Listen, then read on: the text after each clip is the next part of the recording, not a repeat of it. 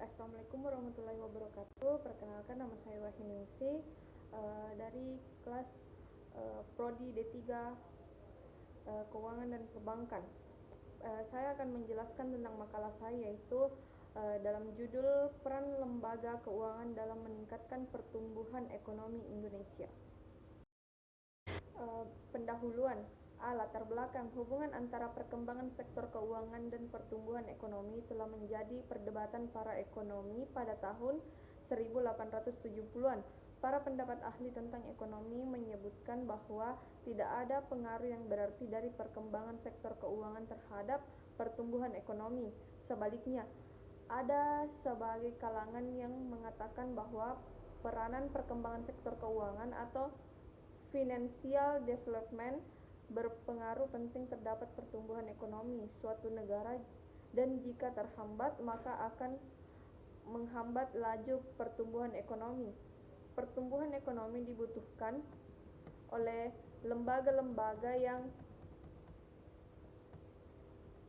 mampu memfasilitasi kebutuhan masyarakat akan aset-aset keuangan. Dalam suatu sistem perekonomian, peran utama lembaga-lembaga keuangan ialah menjalankan fungsi intermediasi, yakni menyalurkan kembali dana yang telah dihimpun dari masyarakat dalam bentuk pinjaman atau kredit kepada sektor-sektor real dalam upaya pengembangan usaha masyarakat. Baik, adapun rumusan masalah. 1. Apa itu lembaga keuangan? 2. Apa saja jenis lembaga keuangan? 3. Apa saja fungsi lembaga keuangan? 4. Apa saja peran lembaga keuangan? C. Tujuan. 1. Untuk mengetahui pengertian dari lembaga keuangan. 2. Untuk mengetahui jenis-jenis lembaga keuangan. 3. Untuk mengetahui fungsi dari lembaga keuangan. 4. Mengetahui peran lembaga keuangan. Berikutnya pembahasan. 1. Pengertian lembaga keuangan. Lembaga keuangan dapat didefinisikan sebagai suatu badan usaha yang aset utamanya terbentuk aset keuangan maupun tagihan-tagihan yang dapat berupa saham, obligasi, dan pinjaman daripada berupa aktiva real, misalnya bangunan, perlengkapan, dan bahan baku. Secara umum, lembaga keuangan sangat diperlukan dalam perekonomian modern karena fungsinya sebagai mediator antara kelompok masyarakat yang kelebihan dana dan kelompok masyarakat yang memerlukan dana. Menurut Undang-Undang Nomor 14 Tahun 1967 tentang pokok-pokok perbankan, dijelaskan bahwa yang dimaksud dengan lembaga keuangan adalah semua badan yang melalui kegiatan-kegiatan di dalam bidang keuangan menarik dana dari masyarakat dan menyalurkan kembali ke masyarakat. Dalam suatu keputusan Menteri Keuangan Nomor 792 Tahun 1990 tentang lembaga keuangan diberikan batasan sebagai lembaga yang bergerak di bidang keuangan yang kegiatannya menghimpun dan menyalurkan dana masyarakat terutama guna investasi perusahaan. Selain itu, lembaga keuangan juga menawarkan jasa keuangan lain seperti asuransi, transfer dana, dan penyimpanan barang-barang berharga. Berikutnya, kedua jenis-jenis lembaga keuangan. Secara umum, lembaga keuangan dapat dikelompokkan dalam dua bentuk, yaitu bank dan bukan bank. Lembaga bukan bank. Keuangan bukan bank merupakan lembaga yang kegiatannya menghimpun dana langsung dari masyarakat dalam bentuk simpanan, misalnya deposito, giro, tabungan.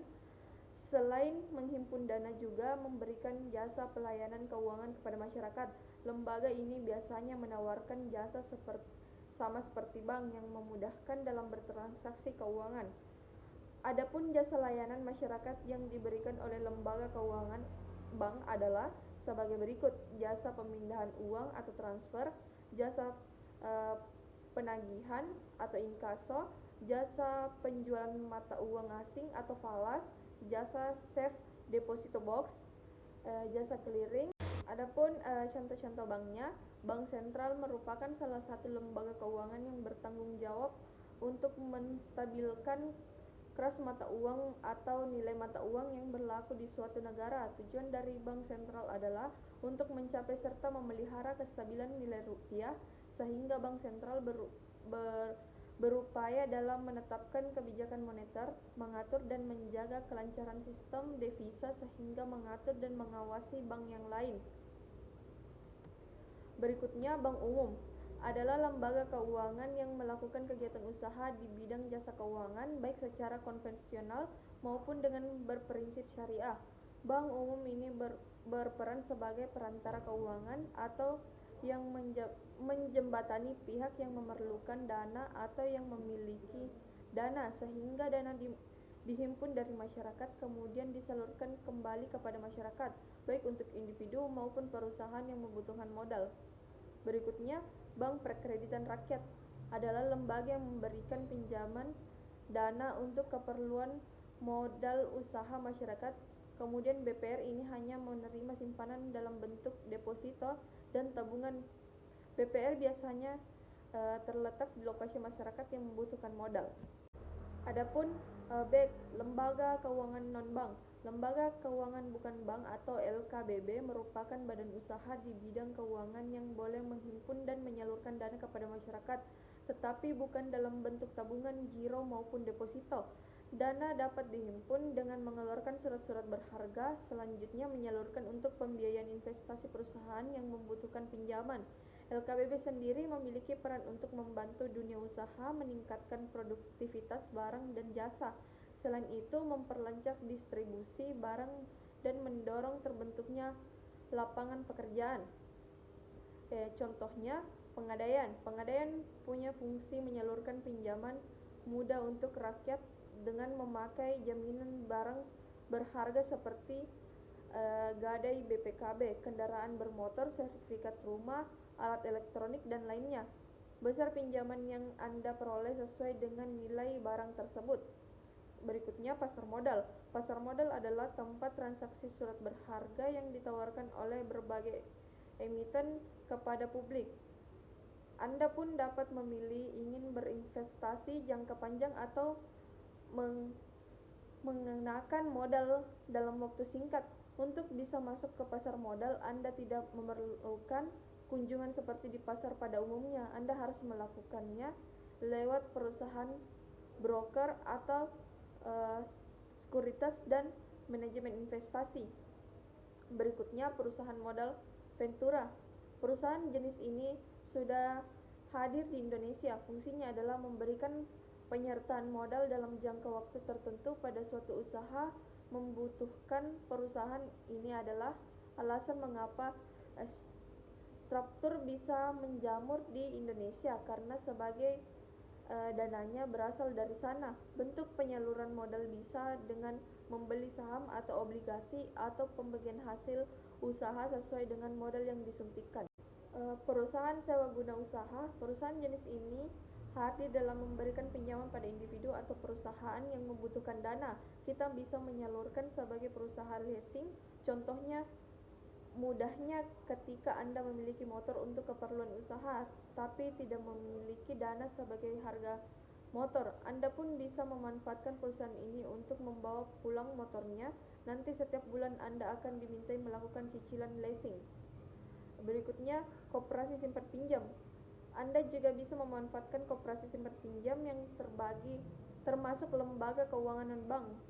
Lewat koperasi jenis ini, Anda bisa melakukan pinjaman untuk bermacam kebutuhan. Koperasi menyediakan bunga pinjaman lebih kecil jika dibandingkan keuangan lainnya, kecuali bank dan Pegadaian.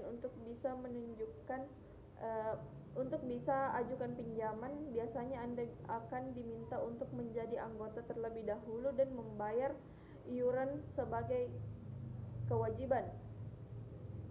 Perusahaan asuransi. Asuransi adalah badan usaha yang menyediakan perlindungan pada penerimaan polis yang membayar premis secara rutin. Perusahaan ini cukup menjamur di Indonesia. Ada yang dimiliki oleh negara dan ada pun yang dimiliki oleh swasta. Anda bisa memilih asuransi jiwa, proteksi untuk menjaga kesehatan, proteksi keselamatan kerja, proteksi ketika berpergian, dan lainnya. Adapun Anda dapat memilih sesuai dengan kebutuhan. Berikutnya, pasar uang. Pasar uang adalah tempat menyediakan surat berharga yang dikeluarkan oleh Bank Indonesia yang memberikan keuntungan dalam jangka pendek. Anda bisa berinvestasi di pasar uang melalui pembelian sertifikat deposito, surat berharga pasar uang, dan sertifikat Bank Indonesia. Berikutnya, perusahaan penyediaan dana pensiun. Ada juga perusahaan yang khusus menyediakan dana pensiun untuk para pekerja. Dana pensiun dapat digunakan untuk apa saja sesuai dengan kebutuhan nasabah. Biaya Anda harus sabar menunggu sampai waktu pensiun untuk bisa mengambil dana pensiun tersebut. Contoh perusahaan dana pensiun yang dapat Anda pilih adalah BPJS, Ketenagakerjaan, Asabri, Taspen, dan lainnya. Berikutnya, financial technology atau dikenal juga sebagai fintech merupakan perusahaan yang menyediakan berbagai macam jasa keuangan seperti pinjaman, pendanaan, co-funding, dan lainnya pada masyarakat. Tujuannya apalagi kalau bukan untuk menyediakan layanan inklusi keuangan untuk rakyat Indonesia. Meminjam dana lewat modal rakyat mudah dan aman karena sudah berizin OJK. Proses pengajuan juga dilakukan lewat online. Berikutnya, perusahaan ajak piutang. Perusahaan ini khususnya menyediakan modal untuk perusahaan yang membutuhkan dana secara cepat dengan mengadakan piutang atau tagihan jangka pendek. Perusahaan ajak piutang akan menyediakan modal 80% dari piutang yang diajukan. Meminjam lewat piutang yang belum dilunasi bisa jadi cara yang tepat. Perusahaan juga jadi tidak pusing piutang belum dibayarkan. Berikutnya, 3 fungsi lembaga keuangan, yaitu melancarkan pertukaran produk, barang dan jasa dengan menggunakan uang dan instrumen kredit, menghimpun dana dari masyarakat dalam bentuk simpanan dan menyalurkan kembali ke masyarakat dalam bentuk pinjaman, atau dengan kata lain, lembaga keuangan menghimpun dana dari pihak yang berkelebihan dana dan menyalurkan ke pihak yang kekurangan dana. Memberikan pengetahuan dan informasi, yaitu lembaga keuangan melaksanakan tugas sebagai pihak yang ahli dalam analisis ekonomi dan kredit untuk kepentingan pihak lainnya atau nasabah. Lembaga keuangan berkewajiban menyebarkan informasi kegiatan yang berguna dan menguntungkan bagi nasabahnya. Memberikan jaminan. Lembaga keuangan mampu memberikan jaminan hukum dan moral mengenai keamanan dan dana masyarakat yang dipercaya kepada lembaga keuangan tersebut. Menciptakan dan memberikan likuiditas. Lembaga keuangan mampu memberikan keyakinan kepada nasabahnya bahwa dana yang disimpan akan dikembalikan pada waktu jatuh tempo. Berikutnya, 4. Peran lembaga keuangan. 1. Lembaga keuangan seperti bank sentral memiliki peran sebagai pencetak uang rupiah yang dipergunakan sebagai alat pembayaran sah dengan tujuan untuk mempermudah transaksi keuangan di antara masyarakat dalam perekonomian makro suatu negara. 2. Lembaga keuangan bank komersial memiliki tugas untuk menerbitkan cek yang berguna untuk mempermudah transaksi yang dilakukan oleh nasabah. 3. Lembaga keuangan juga bisa berperan sebagai broker, pialang, atau dealer yang bertugas untuk meningkatkan efisiensi di antara kedua belah pihak dengan nasabah. 4. Lembaga keuangan turut berperan dalam membantu penyaluran dana dari sektor rumah tangga kepada pinjaman secara tak terbatas dan tanpa dikenal oleh pemilik dana. Biaya transaksi dan biaya informasi sendiri lebih rendah dibandingkan jika peminjam harus mencari serta melakukan transaksi secara langsung. 5. Lembaga keuangan juga memiliki peran untuk mengurangi risiko kerugian yang mungkin dialami oleh pemilik dana atau penabung.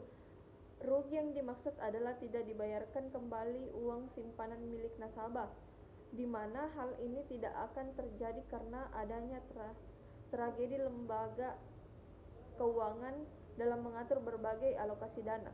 Baik, adapun kesimpulan dari makalah saya, lembaga keuangan dalam dunia keuangan bertindak selaku lembaga yang menyediakan jasa keuangan bagi nasabahnya, di mana pada umumnya lembaga ini diatur oleh regulasi keuangan dari pemerintah. Perkembangan lembaga keuangan bank mengalami kenaikan yang cukup baik. Lembaga keuangan bank selalu mengalami peningkatan dan itu akan berdampak baik terhadap perkembangan ekonomi di Indonesia.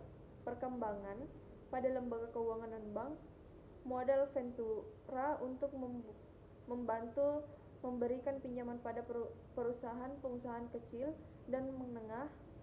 Modal ventura tidak hanya memiliki pinjaman tetap, tetapi juga ikut dalam penyertaan dalam perusahaan yang dibiayainya.